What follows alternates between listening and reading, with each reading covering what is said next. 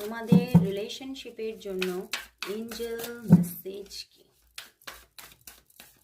Angel message কি আছে?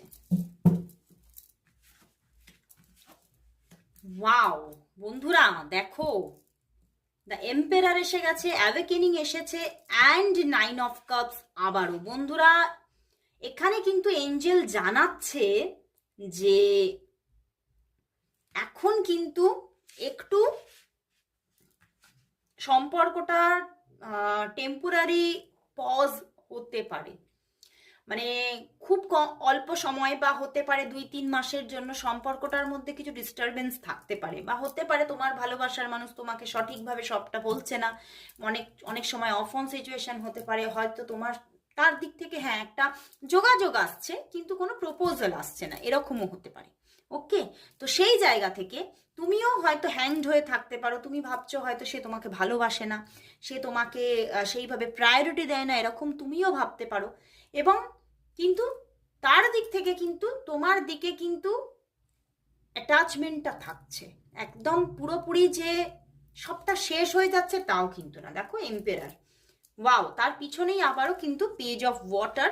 তো বন্ধুরা এই মানুষটি তোমার জীবনে আসবে, অবশ্যই আসবে, এঞ্জেল বলছে এই মানুষটি অবশ্যই আসবে, কিন্তু তোমাকে সেই আবার 9 মান্থের গল্প দিয়ে দিল যে এখানে মনের আশা পূরণ হবে, তোমাদের রিলেশনশিপটার মধ্যে মনের আশা পূর্ণ হবে, কিন্তু সময় লাগবে।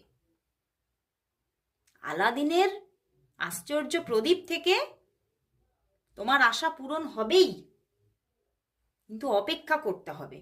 এই মানুষটিও তোমাকে ছেড়ে যাচ্ছে না, এবং ঈশ্বরও তোমার সঙ্গে আছে, এঞ্জেল তোমার সঙ্গে আছে, তোমার মনের আশা অবশ্যই পূর্ণ হবে। তো অবশ্যই এঞ্জেলের ওপরে ভরসা রাখতে হবে, নিজের ওপরে ভরসা রাখতে হবে, পজিটিভ থাকতে হবে, অবশ্যই পজিটিভ থাকো, দরকার হলে মেডিটেশন করো, দরকার হলে আমার কাছ থেকে গাইডেন্স নিয়ে বা যে কারোর কাছ থেকে গাইডেন্স নিয়ে কিছু কাজ করো, ছোটখাটো কিছু কাজ করো, তাহলে দেখবে জায়গাটা অবশ্যই তৈরি হবে। এই যে পজ জায়গাটা কোথা থেকে যে চলে গেছে তখন তুমি বুঝতেই পারবে না, বুঝতে পেরেছো? মানে মানে সেই হয় না যে প্রবলেমটা চলছে সেটা কিন্তু গায়ের পাশ দিয়ে বেরিয়ে গেল, আমি বুঝতেই পারলাম না, আবার একটা সঠিক সময় চলে এলো, এই রকম একটা জায়গা তৈরি হবে।